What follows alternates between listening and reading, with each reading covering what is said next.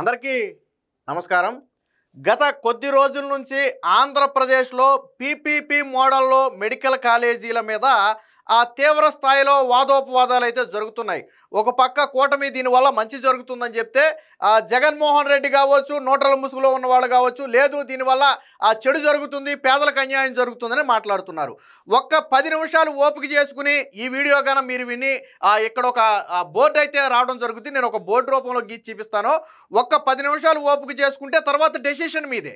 దీనివల్ల మంచి జరుగుతుందా, చెడు జరుగుతుందా, ఎవరు అబద్ధం చెబుతున్నారు, ఎవరు పేదలకు ద్రోహం చేస్తున్నారు, అసలు పీపీపీ మోడల్ అంటే ఏంటి, అది ఎందుకు అవసరం అనే విషయాలన్నీ కూడా ఒక్క 10 నిమిషాలు ఓపిక చేసుకుంటే మీకు అర్థమైపోద్ది. ఇక ల్యాగ్ చేయకుండా అసలు జగన్మోహన్ రెడ్డి చెబుతున్నదేంటి, కూటమి ప్రభుత్వం చెబుతున్నదేంటి, జగన్మోహన్ రెడ్డి లాగా కడితే ఈ మెడికల్ కాలేజీలు ఎన్నేళ్ళు పడుతుంది, ఎంతమందికి లబ్ధి జరుగుతుంది, లేదా కూటమి ప్రభుత్వం చెబుతున్నట్టుగా పీపీపీ మోడల్లో కడితే ఎన్నేళ్లలో ఇది పూర్తవుతుంది, ఎంతమందికి లబ్ధి జరుగుతుంది అనేది ఫిగర్స్తో సహా మీకైతే నేను ఎక్స్ప్లెయిన్ చేసే ప్రయత్నం అయితే చేస్తాను. సో ఇప్పుడు మనం మాట్లాడుకునేది పీపీపీ మోడల్ గురించి. ఏదైతే పబ్లిక్ ప్రైవేటు పార్ట్నర్షిప్ ఉందో దీని గురించి మాట్లాడుకుంటున్నాం. అయితే ఇక్కడ విచిత్రం ఏంటంటే ఇక్కడ పబ్లిక్ ప్రైవేటు అనే 2 పదాలు ఉన్నాయి. కానీ చాలామంది దీన్ని కేవలం ప్రైవేటు అని చెప్పి కేవలం ప్రైవేటైజేషనే అన్నట్టుగా మాట్లాడుతున్నారు తప్ప ఇందులో పబ్లిక్ అనే పదాన్ని పూర్తిగా తీసేశారు. సో వాస్తవానికి మొత్తంగా జగన్మోహన్ రెడ్డి ప్రతిపాదించిన కాలేజీలు 17 మెడికల్ కాలేజీలు, దానికి కావాల్సిన మొత్తం 8,480 కోట్లు. ఇది జగన్మోహన్ రెడ్డి ప్రతిపాదించిన 17 మెడికల్ కాలేజీలు పూర్తి చేయడానికి కావాల్సినటువంటి నిధులు. అయితే ఇప్పుడు చూద్దాం, జగన్మోహన్ రెడ్డి అంటే 2019 to 24 జగన్మోహన్ రెడ్డి మధ్య, అలాగే ఇప్పుడున్నటువంటి పీపీపీ మోడల్ ఏదైతే ఉందో 2025 దీనికి మధ్య డిఫరెన్స్ ఏంటనేది ఒకసారి మనం చూసే ప్రయత్నం చేద్దాం. జగన్మోహన్ రెడ్డి ప్రతిపాదించిన 17 మెడికల్ కాలేజీలకు 8,480 కోట్లు అవసరమైతే జగన్మోహన్ రెడ్డి 1,550 కోట్లు మాత్రమే ఖర్చు పెట్టాడు. ఎంత? 1,550 కోట్లు ఖర్చు పెట్టాడు. అంటే ఇది మనం పర్సంటేజ్ లెక్క తీసుకుంటే 8,480 కోట్లలో పర్సంటేజ్ లెక్క తీసుకుంటే జగన్మోహన్ రెడ్డి పెట్టిన పర్సంటేజు 18.2% నిధులు ఖర్చు చేశాడు. ఇది కూడా 5 ఏళ్లకు, 5 ఇయర్స్లో జగన్మోహన్ రెడ్డి 5 మెడికల్ కాలేజీలకు మాత్రమే మనం మాట్లాడేది. 5 మెడికల్ కాలేజీల మీద జగన్మోహన్ రెడ్డి 1,550 కోట్లు ఖర్చు చేశాడు. ఇది 18%. ఇప్పుడు కూటమి ప్రభుత్వం వచ్చిన తర్వాత ఒక్క ఏడాదిలోనే 786 కోట్ల రూపాయలు ఖర్చు చేసింది. అంటే మనం ఇది పర్సంటేజ్లో చూసుకుంటే 9.2% కేవలం 1 ఇయర్లోనే ఖర్చు పెట్టింది. ఒకసారి మీరు ఇక్కడ డిఫరెన్స్ ఇక్కడ మీరు క్లియర్గా అబ్జర్వ్ చేయండి. జగన్మోహన్ రెడ్డి 5 ఏళ్లలో 18.2% ఖర్చు పెడితే కూటమి ప్రభుత్వం ఒక్క ఏడాదిలోనే 9.2% ఖర్చు పెట్టింది. ఒకవేళ అంటే జగన్మోహన్ రెడ్డి ఏడాదికి ఒక మెడికల్ కాలేజీ మీద ఏడాదికి యావరేజ్న 3.5% మాత్రమే ఖర్చు చేయగలుగుతున్నాడు. జగన్మోహన్ రెడ్డి ఒక ఏడాదికి 3.5% నిధులను మెడికల్ కాలేజీల మీద ఖర్చు చేస్తుంటే ఇక్కడ కూటమి ప్రభుత్వం దాదాపుగా ఒక ఏడాదికి 9 నుంచి 10% నిధులను ఖర్చు చేస్తుంది. ఓకేనా? అంటే జగన్మోహన్ రెడ్డి ఆల్రెడీ ఒక 20% పూర్తి చేశాడు అనుకుందాం, ఇంకా 80% పూర్తి చేయాలి. జగన్మోహన్ రెడ్డి ఏడాదికి ఈ 3.5% చొప్పున నిధులు ఖర్చు పెట్టుకుంటూ వెళితే ఇది కంప్లీట్ చేయడానికి దాదాపుగా 20 నుంచి 25 సంవత్సరాలు పడుతుంది. ఎందుకంటే జగన్మోహన్ రెడ్డి ఏడాదికి 3% మాత్రమే దాని మీద ఖర్చు చేయగలరు, 3.5% మాత్రమే. అంటే 80%, సరే 20% అయిపోయింది, ఇంకా 80% పూర్తి చేయాలి మనం అనుకున్నా దాదాపుగా 20 నుంచి 25 ఏళ్ల సమయం పడుతుంది. కానీ ఇదే సమయంలో కూటమి ప్రభుత్వం గాన ఏడాదికి 10% చొప్పున 5 ఏళ్లలో 50% అంటే దాదాపుగా 2 నుంచి 2.5 ఏళ్లలోనే 2.5 ఏళ్లలోనే దాదాపుగా ఈ మొత్తాన్ని కూడా పూర్తి చేయగలుగుతుంది. అంటే జగన్మోహన్ రెడ్డి పూర్తి చేయడానికి దాదాపుగా 20 నుంచి 25 సంవత్సరాలు పడితే కూటమి ప్రభుత్వం 2 నుంచి 2.5 ఏళ్లలో మాత్రమే దీన్ని పూర్తి చేయగలుగుతుంది.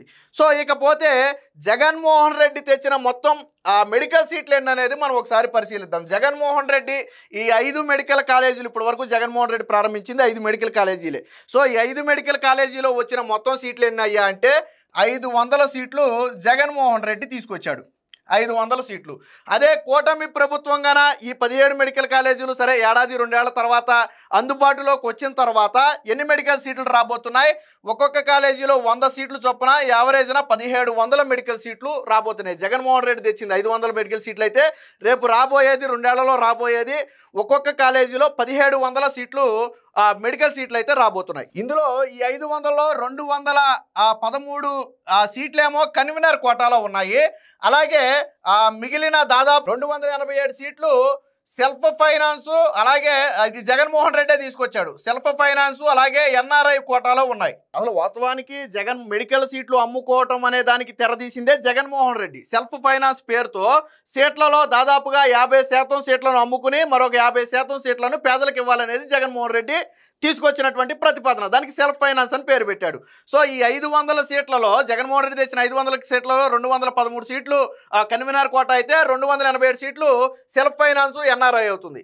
ఇక్కడ 1700 సీట్లు కన్నా రేపొద్దున వస్తే ఇందులో సగం సీట్లు అంటే 50% సీట్లు 850 సీట్లు కన్వీనర్ కోటాలో ఉంటాయి. అలాగే మిగిలిన 850 సీట్లు అటు సెల్ఫ్ ఫైనాన్స్ కావచ్చు లేదా ఎన్ఆర్ఐ కోటాలో ఉంటాయి. అంటే జగన్మోహన్ రెడ్డి తీసుకొచ్చిన విధానంతో పోల్చిన ఈ 850 అనేది ఫ్రీ సీట్లు, పేదలకు ఉచితంగా. జగన్మోహన్ రెడ్డి అంటాడు కదా పేదలకు ఉచిత విద్య అందాలి, ఉచితంగా వాళ్ళకి వైద్య సీట్లు రావాలని. ఇక్కడ జగన్మోహన్ రెడ్డి తీసుకొచ్చిన విధానంలో కేవలం 213 మంది మాత్రమే లబ్ధి పొందుతున్నారు ఈ 5 కాలేజీల్లో. కానీ రేపొద్దున కూటమి ప్రభుత్వం కన్నా పీపీపీ మోడల్లో దీన్ని కంప్లీట్ చేస్తే ఒక ఏడాది 850 మంది ఉచితంగా వైద్య సీట్లను పొందుతారు. అది కూడా కేవలం 15,000 ఫీజుతోనే. అసలు మెడికల్ కాలేజీలో ఉచిత సీటుకి 15,000 అతి తక్కువ ఫీజు పెట్టిందే చంద్రబాబు గారు. ఇకపోతే జగన్మోహన్ రెడ్డి ఏం చేశాడు అంటే ఈ సెల్ఫ్ ఫైనాన్స్ సీట్లను, దీనికి సెల్ఫ్ ఫైనాన్స్ ఏదైతే ఉందో దీని ఫీజును 13 లక్షలుగా నిర్ణయించాడు జగన్మోహన్ రెడ్డి సెల్ఫ్ ఫైనాన్స్. కానీ ఇక్కడ కూటమి ప్రభుత్వం ఏం చేసిందంటే ఈ సెల్ఫ్ ఫైనాన్స్ని కేవలం 10 లక్షలకే తగ్గించింది. అంటే ఆల్రెడీ ఉచితంగా వచ్చే సీట్లు ఉచితంగానే వస్తున్నాయి, అందులో ఎటువంటి మార్పు రాలా.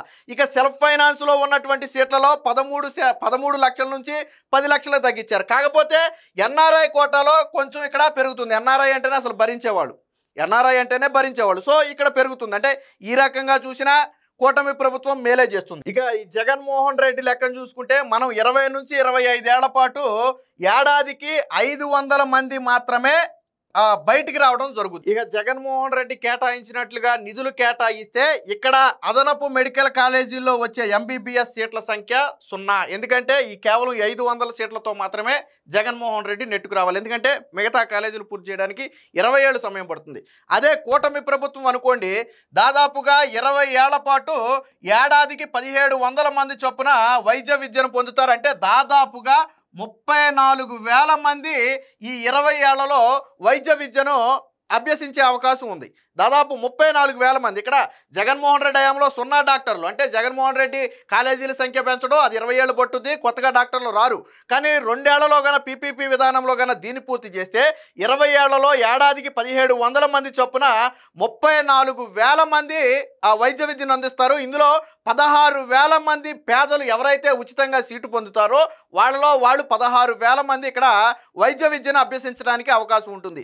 ఇక అలాగే బెడ్ల సంగతి ఒకసారి చూసుకుందాం. ఈ జగన్మోహన్ రెడ్డి తీసుకొచ్చిన ఈ 5 కాలేజీల విధానంలో గన చూసుకుంటే రోజుకి ఒక్కొక్క కాలేజీలో ఇక్కడ చూడండి, ఇక్కడ ఓపీ అనేది ఇక్కడ ఫ్రీ, ఇక్కడ ఫ్రీగా ఉంది. సో ఇదే సమయంలో ఓపీ అనేది ఇక్కడ కూడా ఫ్రీగానే ఉంది. ఇందులో ఎటువంటి మార్పు రాలా.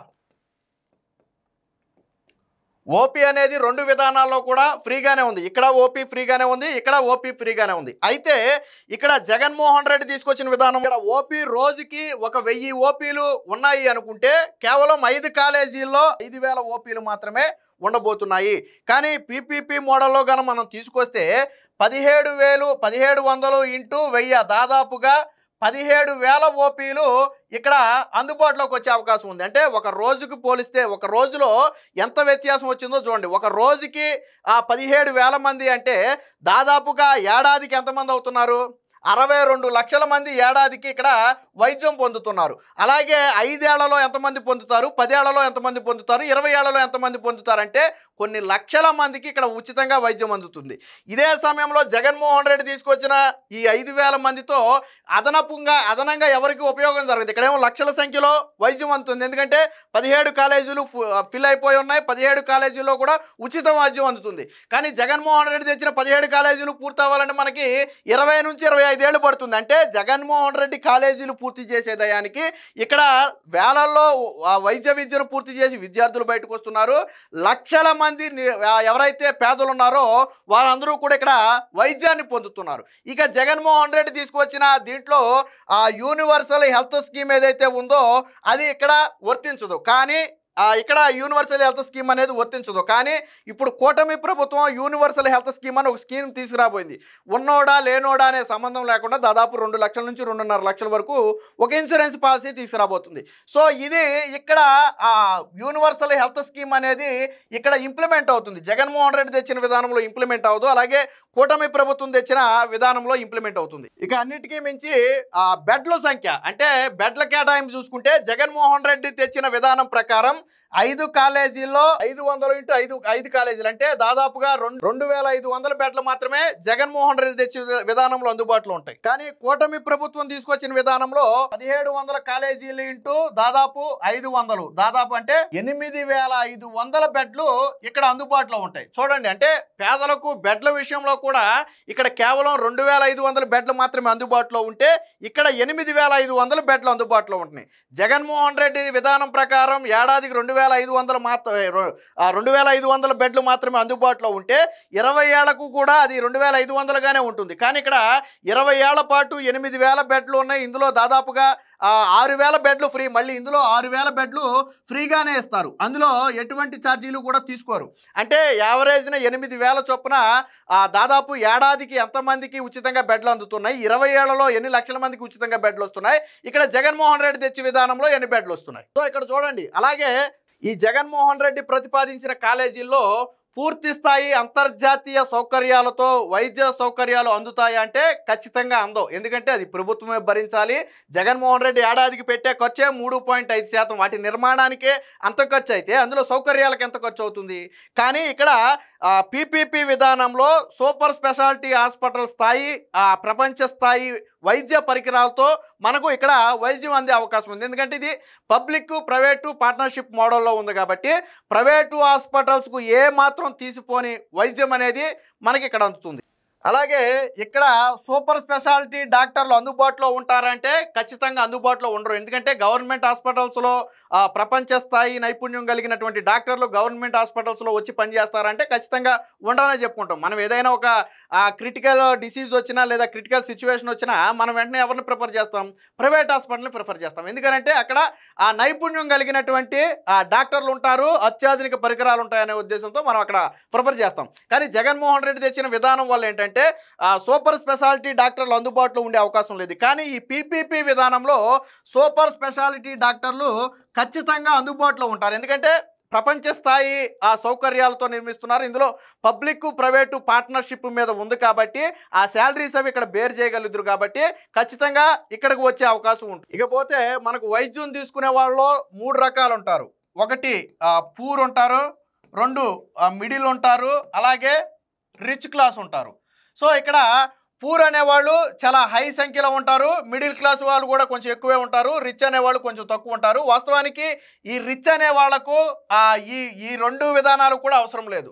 ఇటు పీపీపీ విధానంలో వచ్చే హాస్పిటల్స్ గురించి కానీ మెడికల్ కాలేజీల గురించి కానీ లేదా జగన్మోహన్ రెడ్డి చెప్తున్న మెడికల్ కాలేజీలు కానీ వాళ్ళకి అవసరం లేదు. వాళ్ళు ఎక్కడైనా సరే బయటికి వెళ్ళిపోయి చేయించుకుంటారు. కాబట్టి రిచ్ గురించి మనం ఆలోచించాల్సిన అవసరం లేదు. ఇకపోతే పూర్ గురించి ఆలోచించాలి. పూర్ గురించి మనం ఆలోచించినప్పుడు మనకి ఎన్టీఆర్ వైద్య సేవ ఆల్రెడీ అందుబాటులో ఉంది. దానికి తోడు ఇప్పుడు యూనివర్సల్ హెల్త్ స్కీమ్ ఏదైతే ఉందో హెల్త్ స్కీమ్ కూడా ఇందులో అందుబాటులో ఉంది.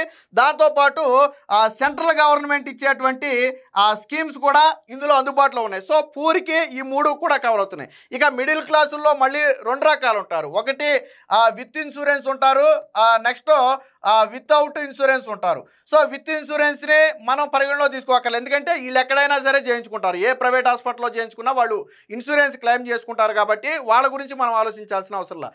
మళ్ళీ మిడిల్ క్లాస్లో మనం వితౌట్ ఇన్సూరెన్స్, వాస్తవానికి వితౌట్ ఇన్సూరెన్స్ ఉన్న వాళ్ళే ఎక్కువ ఉంటారు. సో వీళ్ళ గురించి మనం ఆలోచించాలి. ఇక్కడ వీళ్ళకి మొదటి బెనిఫిట్ ఏంటంటే ఇక్కడ యూనివర్సల్ హెల్త్ స్కీమ్ అనేది వీళ్ళకు కూడా ఇంప్లిమెంట్ అవుతుంది. ఎందుకంటే చంద్రబాబు గారు ఉన్నవాళ్ళు లేరు అని అనే సంబంధం లేకుండా అందరికీ ఈ స్కీమ్ తీసుకొచ్చే ప్రయత్నం చేస్తున్నారు. అది వస్తే ఖచ్చితంగా యూనివర్సల్ హెల్త్ స్కీమ్ అనేది వీళ్ళకి వర్తిస్తుంది. ఒకవేళ లేదు యూనివర్సల్ హెల్త్ స్కీమ్ లేదు దానికి మించి ఖర్చు అయింది అనుకుందాం. ఫర్ ఎగ్జాంపుల్ అది 2 లక్షలు కవరు, కానీ వీళ్ళకి 10 లక్షలు ఖర్చు అయింది.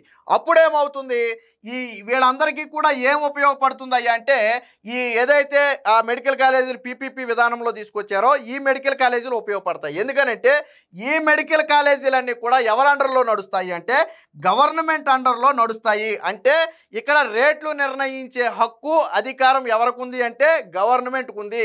ఇక్కడ చాలామంది ప్రైవేటు అంటున్నారు కదా. ఫర్ ఎగ్జాంపుల్ ప్రైవేట్ హాస్పిటల్ అంటే ఏంటి, అక్కడ ఓపీ ఛార్జ్ ఎంత ఉండాలో వాళ్ళ ఇష్టం, అలాగే డాక్టర్ ఫీజు ఎంత ఉండాలో ఆయన ఇష్టం, ఒక సర్జరీకి ఎంత కాస్ట్ ఉండాలనేది వాళ్ళ ఇష్టం. సో అక్కడ పూర్తిగా అది వాళ్ళ అండర్లో నడుస్తుంది. అందులో బయట వ్యక్తి ప్రమేయం ఉండదు.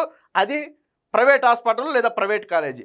కానీ ఇక్కడ పీపీపీ మోడల్లో వచ్చినటువంటి ఈ విధానంలో పబ్లిక్ ప్రైవేటు పార్ట్నర్షిప్ ఉంది కాబట్టి వీళ్ళు ఎవరి నిర్ణయాలకు అనుగుణంగా ఎవరి ఆ డెసిషన్కు అనుగుణంగా నడవాలి అంటే గవర్నమెంట్ నిర్ణయాలకు అనుగుణంగా నడవాలి. అంతేగాని నేను ప్రైవేట్ హాస్పిటల్ లాగా నేను దోచుకుంటాను అంటే ఈ హాస్పిటల్స్లో కుదరదు. అప్పుడు ఏమవుతుంది చూడండి. ఫర్ ఎగ్జాంపుల్ నేను చెప్పాను కదా, ఒక వ్యక్తికి 10 లక్షలు ఖర్చు అవుద్ది అనుకుందాం. ఫర్ ఎగ్జాంపుల్ ఒక వ్యక్తికి 10 లక్షలు ఖర్చు అవుద్ది అనుకున్నాం బయట హాస్పిటల్లో. కానీ అదే 10 లక్షలు ఖర్చు అయ్యే వ్యక్తిగాన ఈరోజు ఈ పీపీపీ మోడల్లో డెవలప్ చేసినటువంటి అత్యాధునిక సౌకర్యాలు ఉన్నటువంటి ఈ కాలేజీకి వస్తే, ఈ మెడికల్ కాలేజీలో ట్రీట్మెంట్ తీసుకుంటే ఆ వ్యక్తి దాదాపుగా 70% తక్కువతోనే, అంటే కేవలం మన భాషలో చెప్పుకోవాలంటే 30%తో, అంటే 3 లక్షల రూపాయలతోనే బయటపడతాడు. 3 లక్షల రూపాయలతోనే బయటపడతాడు.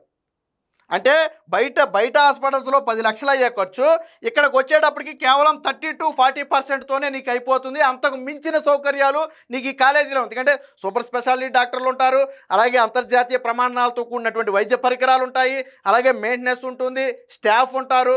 ఏదైతే మనం ప్రైవేటు హాస్పిటల్స్లో ఉంటాయి అనుకుంటున్నామో అంతకు మించి వీటిలో ఉంటాయి. కానీ ఇక్కడికి వచ్చేటప్పటికి ఏమవుతుంది, ఇప్పుడు మనం చెప్పుకున్న విధానంలో ఈ 10 లక్షలు వీళ్ళకి అవుతుందంటే ఖచ్చితంగా అవ్వదు. ఖచ్చితంగా ఈ కాలేజీలో అవ్వదు. ఎందుకంటే అసలు ముందు వీళ్ళు ప్రిఫర్ చేయరు ఇక్కడికి.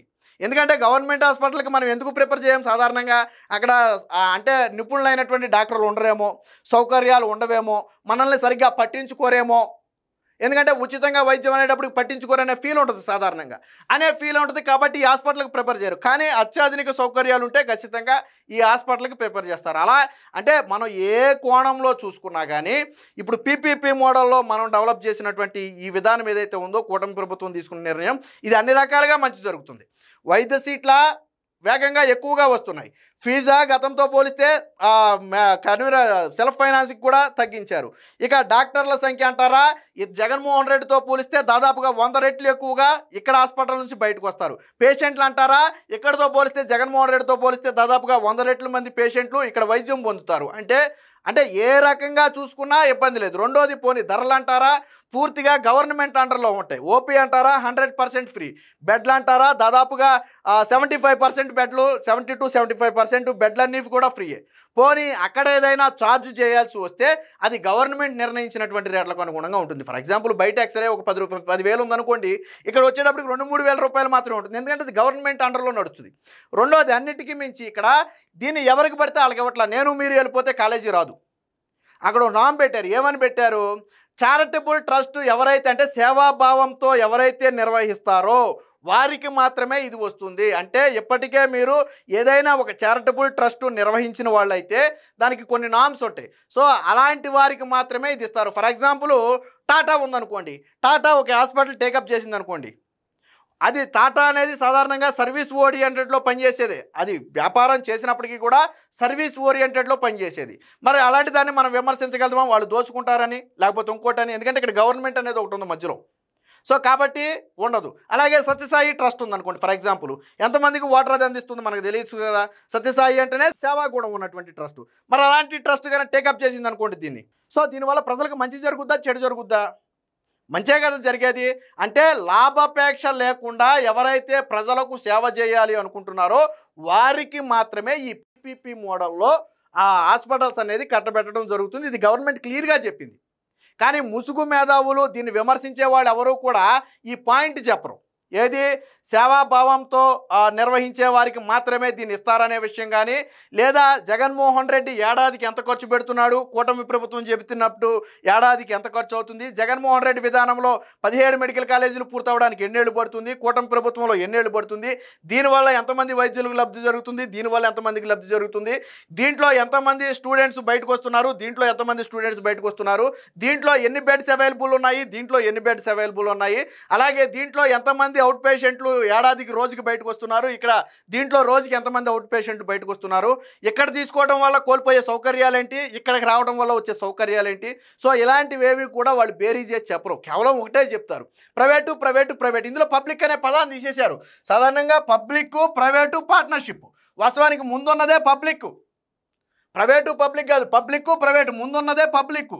కానీ ఈ పబ్లిక్ అనే పదాన్ని తీసి కేవలం ప్రైవేటు ప్రైవేటు ప్రైవేటు. పోనీ దీనివల్ల జరిగే లాభాలేంటి, ఎవరికి నష్టం జరుగుతుంది, ఎవరికి లాభం జరుగుతుంది అనేది ఎక్కడ చెప్పరు. సో ఇది మొత్తంగా ఆ పీపీపీ విధానం వల్ల జగన్మోహన్ రెడ్డి చెబుతున్నటువంటి ఆ విధానంలో పూర్తి చేయడం వల్ల వచ్చే నష్టం ఏంటి, పీపీపీ విధానంలో పూర్తి చేయడం వల్ల వచ్చే లాభం ఏంటి అనేది క్లుప్తంగా ఈ వీడియోలో అర్థమై ఉంటుంది మీకు.